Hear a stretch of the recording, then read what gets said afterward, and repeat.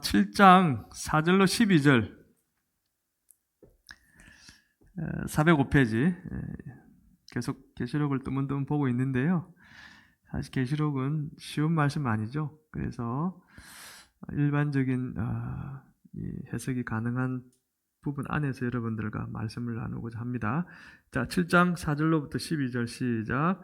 내가 인침을 받은 자의 수를 들으니 이스라엘 자손의 각 지파 중에서 인침을 받은 자들이 14만 4천이니 유다 지파 중에 인침을 받은 자가 1만 2천이요 루벤 지파 중에 1만 2천이요 갓 지파 중에 1만 2천이요 아셀 지파 중에 1만 2천이요 납달리 지파 중에 1만 2천이요 므낫세 지파 중에 1만 2천이요 시몬 지파 중에 1만 2천이요 레위 지파 중에 1만 2천이요 이사갈 지파 중에 1만 2천이요 스불론 지파 중에 1만 2천이요 요셉 지파 중에 1만 2천이요 베냐민 지파 중에 인침을 받은 자가 1만 2천이라.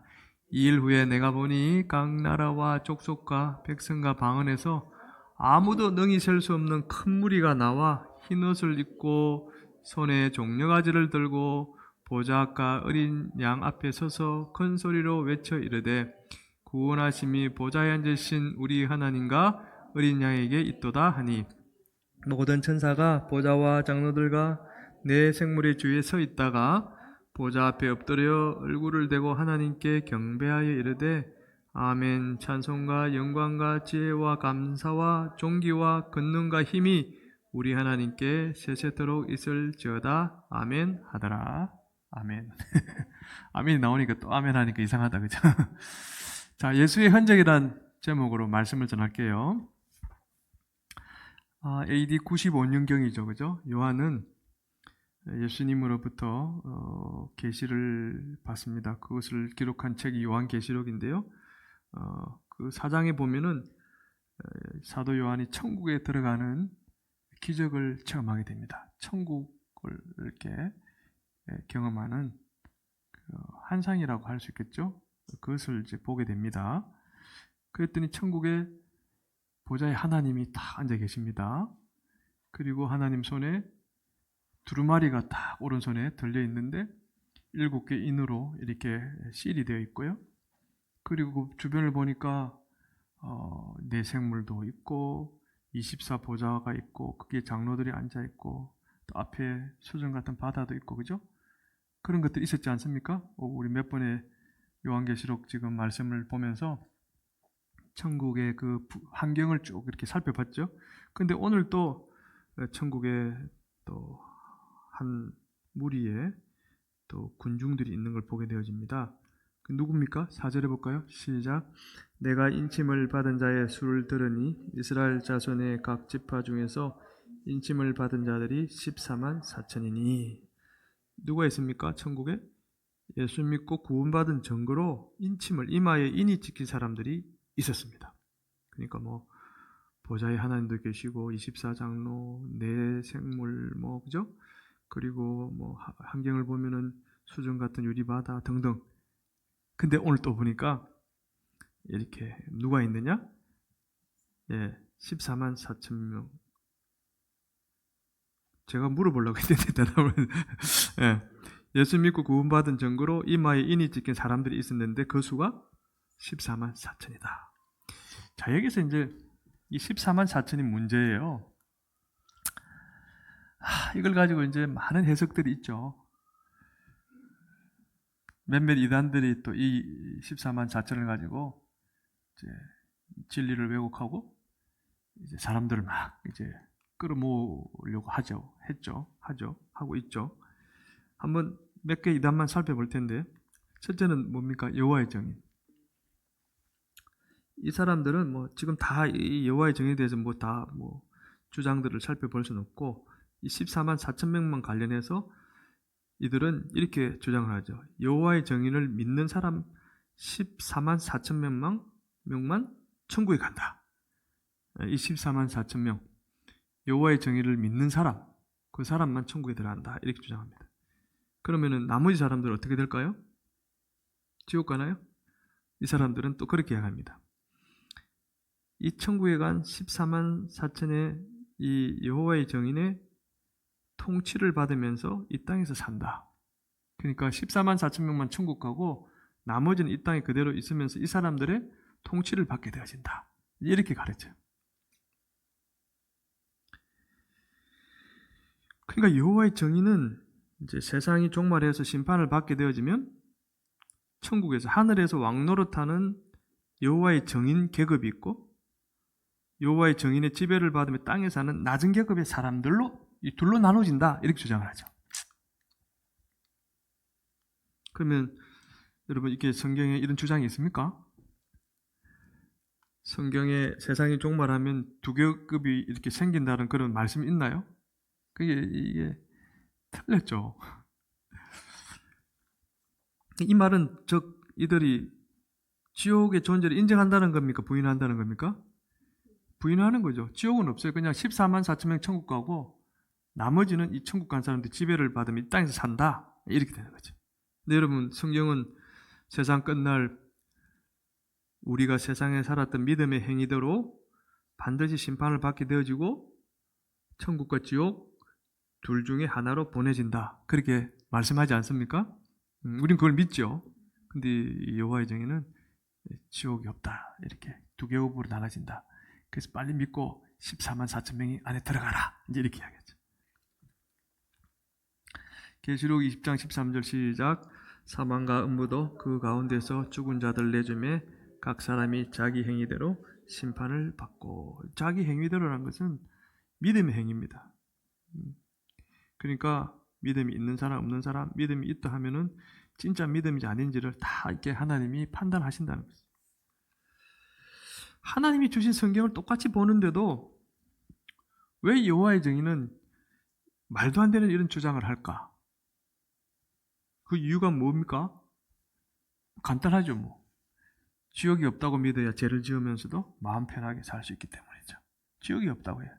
일단 우리도 지옥은 좀 부담스럽죠.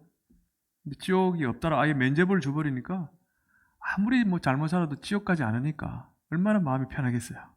이단들이 보통 이런 미끼를 던진다니까요. 또 여호와의 정인들 보면은 똑똑 문을 이제 집에 있을 때 보면 똑똑 두드려서 나가보면 또 두 사람이 이렇게 딱 앞에 서 있지 않습니까? 왜 남들은 다 일하는 시간에 그들은 일도 안 하고 전도하러 다닐까요? 네, 세상에서 고생하며 사느니 빨리 14만 4천 명을 모아서 천국 가는 게 낫다고 생각하기 때문에. 그러니까 일은 이제 뒷전이고 이제 전도하러 다니는 거죠. 그런데 여러분 이미 여호와의 정인수가 작년에 881만 명을 넘어섰어요. 14만 4천 명 훨씬 넘었죠. 그런데 그들이 주장하는 것처럼 세상의 종말은 오지 않았죠. 그러니까 그들의 교리가 틀렸습니다. 주장이 새빨간 거짓말입니다. 14만 4천 명에 대한 그들의 해석이 틀렸다는 거죠. 여호와의 정인과 비슷한 논리로 24만 4천 명을 모으기 위해 다니는 이단이 또 있습니다. 어딜까요? 몰몬교. 우리 친집사님 항상 앞서가시네. 몰몬교. 미국이 낳은 세계적인 이단 여호와의 정인 몰몬 아닙니까? 몰몬. 조셉 스미스라는 사람이 종말론에 빠져서 돌을 닦다가 천사의 계시를 받았다고 주장하며 세운 종교죠. 몰몬교는 뭘 주장합니까? 몰몬교에 충성하고 착한 일을 많이 해야 저 14만 4천 안에 들어간다. 이들은 공통점이 뭡니까? 이 14만 4천을 문자적으로 해석한 거죠. 그 숫자 그대로. 얼마나 착한 일을 했는지에 따라서 나중에 하늘의 왕국, 또 지상의 왕국, 또 가장 낮은 영광의 왕국, 또 지구 밖 흑암으로 이렇게 각각 보내진다. 이렇게 주장을 합니다. 그래서 14만 4천에 들어올 수 있도록 열심히 착한 일을 해야 된다. 이렇게. 그래서 몰몬교 신자들은 재산을 이렇게 다 처분해서 몰몬교에 바친 후에 여러분 그 두 사람씩 자전거를 타고 이렇게 다니면서 전도하는 사람 봤죠? 그 사람들은 몰몬교예요. 14만 4천을 모으러 다니는 거야. 다 거짓말입니다. 우리나라에도 이제 14만 4천으로 사람을 홀리는 이단이 있죠. 어디입니까? 네, 신천지입니다. 신천지는 등록하고 6개월 동안 신천지 교육을 받은 사람은 14만 4천 안에 들어간다. 그래서 그거 다 모아지면 이제 그때 세상이 끝나고 이 14만 4천 신천지 믿는 사람들만 영원히 사는 몸으로 변한다. 이렇게 가르쳤죠. 근데 웃기는 사실이 뭔지 아십니까? 신천지 신도수가 작년에 31만 명을 훌쩍 넘어버렸어요. 그러면 14만 4천 명이 벌써 지나버렸는데, 그래서 어떻게 대책을 내놨습니까? 6개월 신천지 교육을 받아도 전도 안 하는 사람은 14만 4천에 못 들어간다. 이렇게 교리를 바꿔버렸죠. 그래서 신천지 신도들이 교회로 숨어 들어와서 온갖 친절을 베풀며 성도들을 신천지로 도둑질해 가는 것입니다. 심지어 교회를 무너뜨리기도 하죠. 또 신천지 어떤 여자 신도들은 남자들에게 접근해서 잠자리를 가져주고 또 그것을 미끼로 신천지로 유혹하는 그런 일들도 생기는 거죠. 자, 이 말씀 한번 볼까요? 누가복음 6장 44절 45절 시작. 나무는 각각 그 열매를 안하니 선한 사람은 마음에 쌓은 선에서 선을 내고 악한 자는 그 쌓은 악에서 악을 내나니 이는 마음에 가득한 것을 입으로 말함이니라. 예. 이단들이 그들의 입에서 나오는 말이 선한 게 아니죠. 다 잘못된 거짓에 쏘아서 나오는 악한 말들인 것이죠. 거룩한 하나님께서 14만 4천 명을 모으기 위해 우리 인간들이 생각해도 저 추한 방법을 사용한 이 사람들을 자기들이 믿는 대로 천국에 넣어 주실까요? 그럴 리가 없죠. 그리고 성경은 14만 4천이라는 숫자가 정확하게 채워져야 세상이 종말한다고 말한 적도 없습니다. 그러니까 이 성경을 한 부분만 보면 안 돼요. 이단들은 늘 한 부분만 봐. 문맥에서 어떤 의미인지를 해석을 해야 되고 성경의 다른 부분과 조화를 이루어야 되는데 이단들은 딱 콕 집어서 그것만 갖고 주장을 한단 말이에요. 근데 성경 전체를 보면 그런 말 한 적이 없어요. 14만 4천이라는 숫자가 채워져야 세상이 종말한다. 그런 말도 전혀 없습니다. 자, 그러면 이제 14만 4천이 무슨 뜻일까? 자, 한번 봅시다. 4절 다시 읽습니다. 시작. 내가 인침을 받은 자의 수를 들으니 14만 4천이니. 자, 보세요. 요한이 14만 4천을 먼저 보았나요? 아니면 이마에 인친 사람이 14만 4천을 외치는, 지금 누가 외치는 소리입니까? 앞에 보면 천사예요. 천사의 목소리를 들었습니까? 봤어요? 들었어요? 들었다고 그랬잖아요. 내가 인침을 받은 수를 들었다 그랬죠. 그때는 14만 4천이라고 그랬죠. 들었다. 근데 하나님은 얼마 후에 요한에게 이 구원받은 14만 4천이 뭔지를 눈으로 직접 확인시켜 줍니다. 9절 시작. 이 일에 내가 보니 각 나라와 족속과 백성과 방언에서 아무도 능히 셀 수 없는 큰 무리가 나와 흰옷을 입고. 네. 요한이 14만 4천을 어떻게 표현했습니까? 어떻게 표현했죠? 아무도 능히 셀 수 없는 그냥 큰 무리다. 이렇게 표현합니다. 왜 요한은 천사가 외친 대로 14만 4천 명이네 이렇게 말하지 않고 아무도 셀 수 없는 큰 무리라고 그렇게 이야기했을까요? 처음에 들을 때는 14만 4천의 숫자로 들었지 않습니까? 근데 하나님 보여주시니까 14만 4천이네 이렇게 말하지 않고 아무도 셀 수 없는 큰 무리다라고 이렇게 이야기했냐는 것입니다. 천사가 말했던 그 14만 4천이 문자적인 숫자적인 그런 의미가 아니라 세상 모든 각 나라와 족속과 백성 방언에서 세상 모든 나라에서 모인 수많은 사람을 상징한다는 것을 눈으로 확인했기 때문인 것이죠. 자, 여기서 이제 문제예요. 이단들은 뭐죠? 이거를 문자적으로 숫자적으로 풀이하잖아요. 근데 우리 정통 기독교는 뭡니까? 상징적으로 풀이한다는 거죠. 14만 4천. 근데 그 14만 4천이 어떻게 생긴 것이냐에 대해서 이제 9절 앞에 이렇게 이야기하죠. 5절 8절 시작.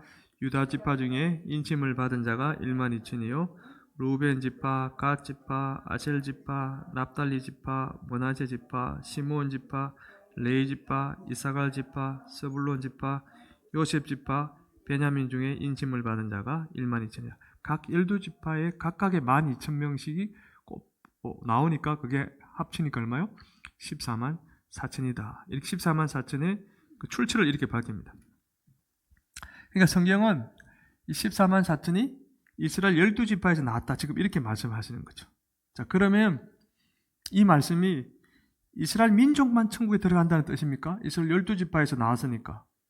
구원받는 성도는 다 이스라엘 사람들인가? 백성들인가? 그 사람들만 천국에 들어가는 그런 뜻입니까? 그건 아니죠. 성경은 아까 앞에 14만 4천이 아무도 셀 수 없는 큰 물이라고 했는데 그 앞에 뭐라 그랬습니까? 각 나라와 족속과 백성과 방언했어라고 분명히 말했거든요. 거기서 모인 사람들. 그 모인 사람들이 아무도 셀 수 없는 큰 물이다. 근데 그걸 상징적으로 14만 4천이다. 이렇게 이야기했거든요.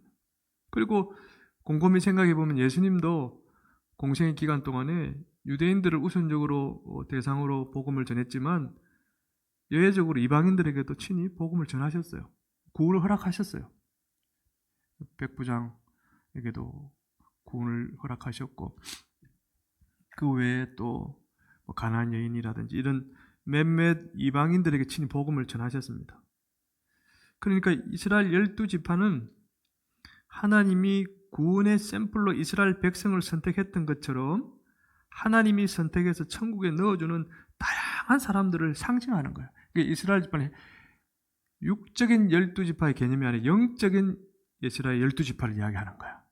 예수 믿고 구원받는 어느 민족, 어느 나라, 어느 족속이든 상관없이 하나님이 택해서 넣어주는, 천국에 넣어주는 그 다양한 사람들을 상징한다라는 것입니다. 즉 삼위일체 하나님이 세상 모든 곳에서 미리 창세전에 구원하기로 작정한 그 사람들, 그래서 구원한 그 셀 수 없을 정도로 많은 성도들, 그 성도들을 상징한다는 거예요. 뭐가요? 14만 4천 그리고 이스라엘 12지파로 구성되어진 그것을 말하는 거죠. 천국에 이방인도 들어간다는 증거들이 있을까요? 당연히 있죠. 이스라엘 12지파는 여러분 12아들도 야곱의 후손들입니다. 알죠? 야곱 12아들 낳았지 않습니까? 근데 하나님이 야곱을 이스라엘 이름이라는 이름으로 바꾸라고 말씀했기 때문에 이제 이 야곱 12아들이 민족, 나라를 이루면서 12지파가 됐죠. 12아들이 12지파가 됐습니다. 자, 그런데 여러분 여기서 하나 재밌는 일이 있습니다. 많은 사람들이 이 부분을 캐치 못하고 미스하기도 하는데 그게 뭐냐면은 지금 이거는 지금 지금 이거는 천국에 지금 있는 요한이 바라본 12지파의 명단입니다. 맞죠? 그럼 본래 이스라엘 12지파 이름이 또 있을 거 아니에요. 그죠? 그게 같을까요? 구약시대 야곱의 아들 12지파 이름 그리고 지금 여기 있는 천국에 있는 12지파 이름이 같을까요? 그거 생각해 보셨나요? 보통 같다고 생각하죠. 그죠?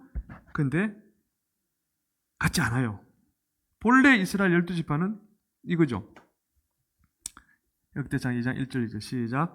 이스라엘 아들은 이러하니 르우벤과 시몬과 레위와 유다와 이사갈과 스불론과 단과 요셉과 베냐민과 납달리와 갓 아셀리더라. 이렇게 보면 똑같은데 이렇게 생각이 들죠. 자, 동시에 봅시다. 본래 12지파에는 없었는데 천국에 14만 4천에 포함된 지파가 뭡니까? 예, 제가 빨갛게 해놨잖아요. 므낫세. 똑같죠, 그죠?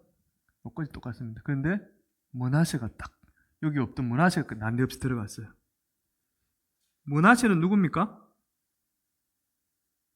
므낫세는 애굽에서 총리가 되어 이스라엘 백성을 살려낸 요셉의 큰아들입니다. 요셉이 두 아들이 있죠? 장자 므낫세와 차자 에브라임이 있습니다. 그 므낫세예요. 그 므낫세가 천국의 12지파에 들어갑니다. 본래는 없었는데. 그러면은 요셉의 둘째 아들 이름이 뭐라 그랬죠? 방금 제가? 에브라임이라 그랬잖아요. 그럼 에브라임은 어디 갔죠? 14만 4천 있습니까? 없죠. 왜 없습니까? 에브라임은 둘째 아들이긴 하지만 여러분 야곱이 12아들을 축복할 때 요셉이 자기 아들 에브라임과 므낫세를 데려와서 이제 기도를 받게 하는데, 요렇게 해서 오른손으로 장자, 왼손으로 차자를 축복해야 되는데, 요렇게 해서 오른손으로 차자를 축복하고 왼손으로 장자를 축복했어요. 그러면서 작은 자가 큰 자가 될 것이다, 이렇게 축복 기도를 해줬거든요.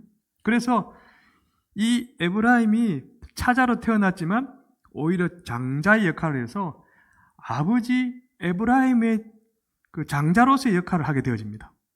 그러니까 에브라임은 둘째 아들이긴 하지만 이 요셉 가문의 뒤를 이어서 이 에브라임 지파 이름으로 불리지 않고 아버지 이름을 따서 요셉 지파로 불리게 된 거예요. 그러니까 이 요셉은 아버지 요셉이지만 이 요셉은 누구죠? 예, 아들 에브라임이에요. 그러니까 요셉의 두 아들이 이제 지파로 나눠져 가지고 천국에 들어간 거예요. 요셉, 에브라임하고 므낫세. 근데 에브라임이 아버지 요셉을 이어받아서 요셉으로, 그죠? 그대로 이름을 받았다는 겁니다.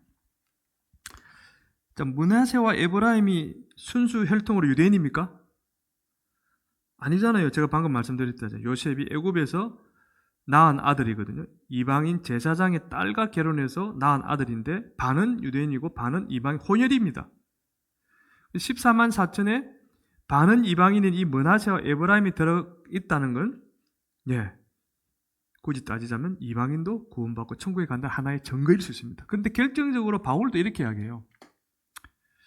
로마 11장 25 시작. 이 신비는 이방인의 충만한 수가 들어오기까지 이스라엘에 들어는 우둔하게 된 것이다. 이러는데 설명은 복잡하지만 구원에 이방인의 충만한 수가 들어오기까지라는 이런 어떤 표현이 있거든요. 그러니까 천국에는 유대인만 들어간 게 아니에요. 영적인 12지파의 그 의미를 가지고 각 나라 족속 백성 방언에서 모여든 수많은 구원받은 사람, 그 사람들이 천국에 들어가게 될 것이고 14만 4천이 그걸 의미한다는 것입니다. 성경은 인간이, 저와 여러분이 이해 못하는 어려운 암호로 기록된 책이 아닙니다.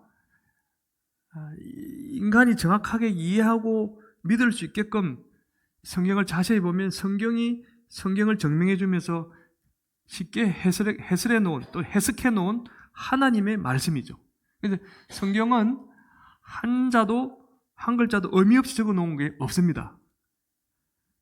자, 그럼 이런 질문이 듭니다.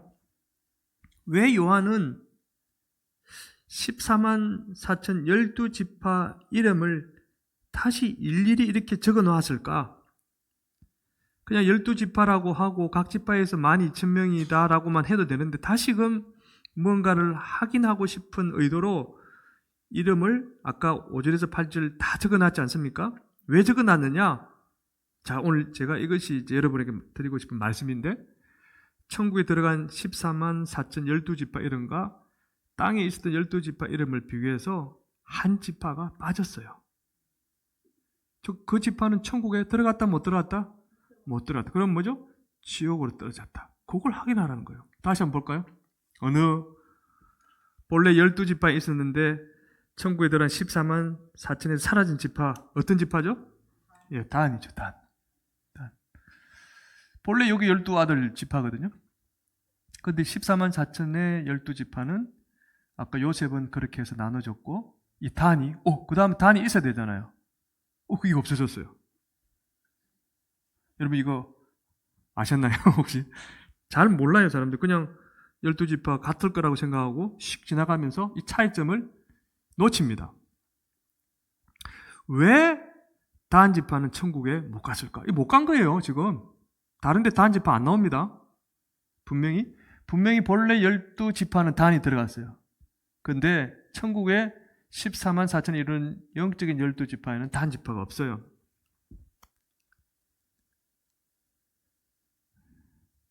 이게 어떻게 된 이유입니까? 자, 단에 대해서 한번 살펴봅시다. 창세기 49장 17절 시작. 단은 길섭의 뱀이요 새끼의 독사로다. 말굽을 물어서 그 탄 자를 뒤로 떨어지게 하리로다. 이 말씀이 어떤 내용 중에 부분입니까? 야곱이 죽기 전에 자신의 12아들을 불러놓고 각자 축복 기도를 해줬죠. 단에게 한 축복의 내용입니다. 단을 뭐라고 축복했습니까? 너는 뱀이요 독사가 될 것이다. 우리가 들어볼 때 이 아들에게 뱀과 독사라고 말한 게 무슨 축복인가? 그런 생각이 들죠. 우리는 뱀 독사하면 좀 그죠? 근데 이 독사가 상징하는 의미가 있잖아요. 히브리어는 아무리 무서운 짐승도 한 번 물면 바로 죽게 만드는 뿔 달린 살모사를 말합니다. 이 독사. 그 뱀은 뭡니까? 지혜. 그러니까 아무리 강한 적이 공격해와도 이길 수 있는 놀라운 능력을 말하는 거예요. 능력. 독사. 그 뱀은 뭐라고요? 지혜. 그 놀라운 능력과 지혜가 있는 동물이 뱀과 독사다. 야곱은 단이 이 뱀 독사처럼 뛰어난 지혜와 능력을 가지고 하나님이 주시는 지혜와 능력으로 이 위험한 세상을 이기며 살게 될 것이라고 그래 축복한 거예요. 그러니까 이게 축복이죠. 그 실제로 이 야곱의 이 기도가 응답되어서 단 지파는 다른 지파에 비해서 숫자가 적어요. 그래서 몸집이 작은 뱀처럼 숫자는 작았지만 강한 주변의 적들과 싸워서 이깁니다. 이겨요. 그리고 가나안 땅을 정복하고 이 땅을 기업으로 다 분배받지 않습니까? 단 지파 후손도 사이즈는 작지만 곡식이 많이 난 좋은 가나안 땅을 하나님으로부터 배정받습니다. 바로 그 지중해 연안 해안 평야 쪽에 좋은 땅, 금싸라기 땅을 배정을 받아요. 그러니까 이 아버지의 축복의 기도가 그대로 응답돼요. 그런데 한 가지 문제는 뭐냐면은 그 단 주변에 있는 이 나쁜 사람, 이방인들이 있었어요. 특별히 블레셋 사람, 또 아모리 사람. 이들이 단을 보니까 이 땅이 참 기름지거든요. 그러니까 그 땅을 빼앗으려고 자꾸 수시로 공격해 오는 거예요.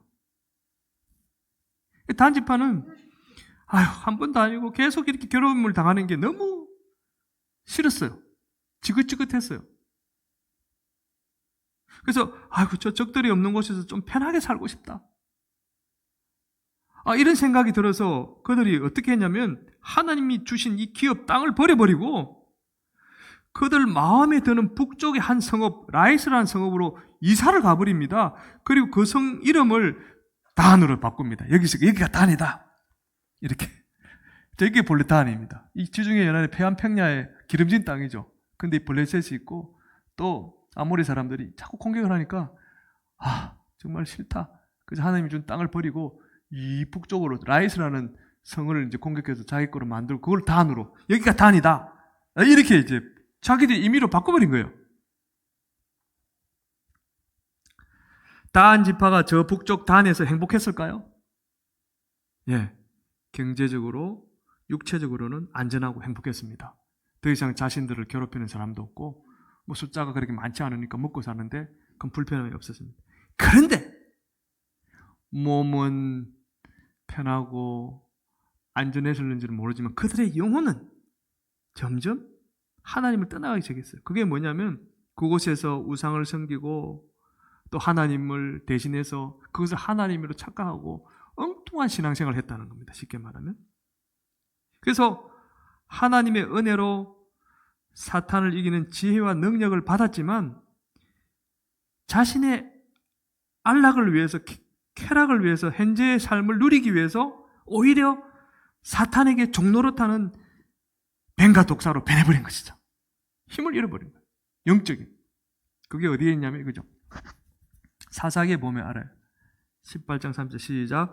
다한 자손이 자기들을 위하여 그 새긴 신상을 세웠고 모세의 손자요 게르솜의 아들인 요나단과 그의 자손은 다한 지파의 제사장이 되어 그 땅 백성이 사로잡히는 날까지 이르렀더라. 그러니까 신상을 세우고 그것을 하나님을 믿고 우상을 세우고 하나님을 섬기지 않았던 것입니다.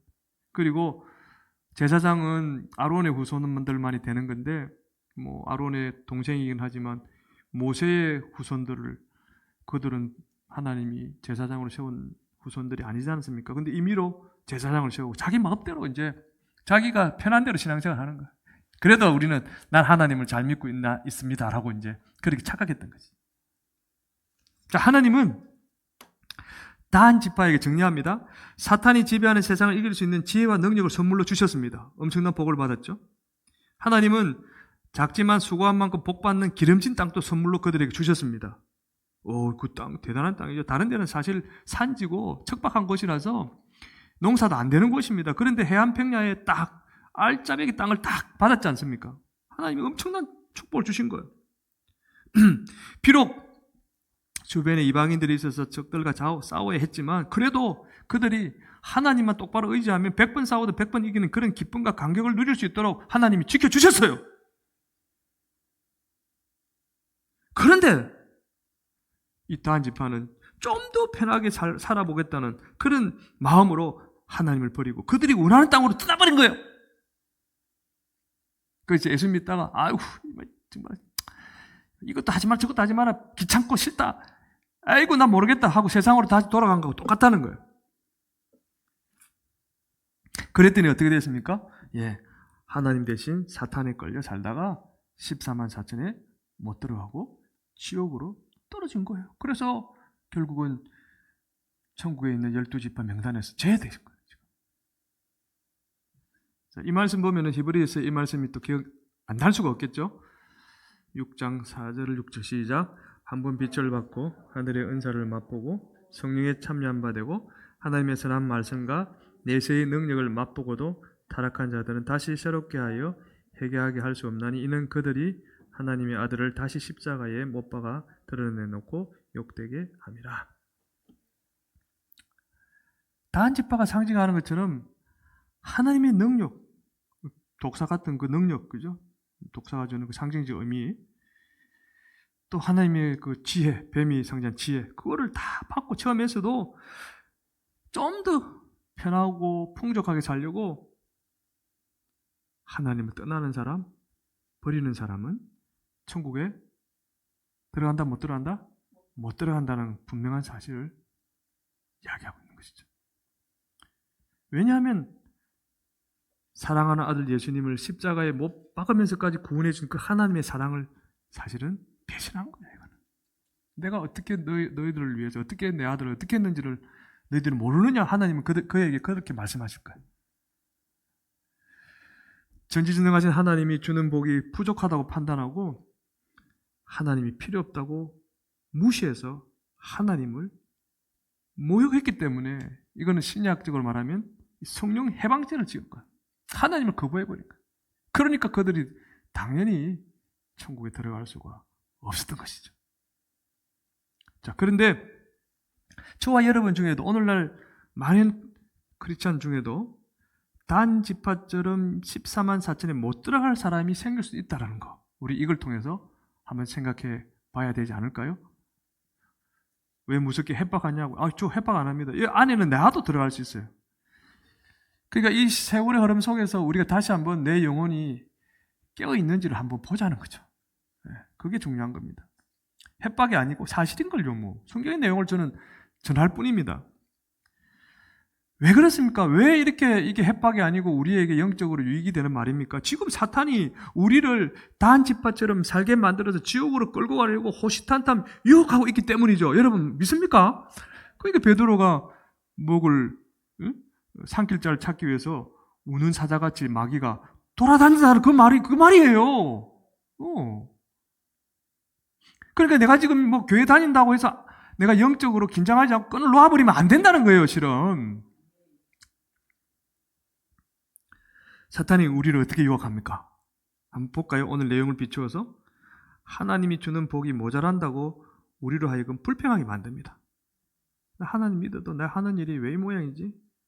안 믿는 사람도 잘 되기만 하는데 자꾸 이렇게 비교의식을 불러일으켜서 우리로 하여금 하나님과 멀어지게 만들죠.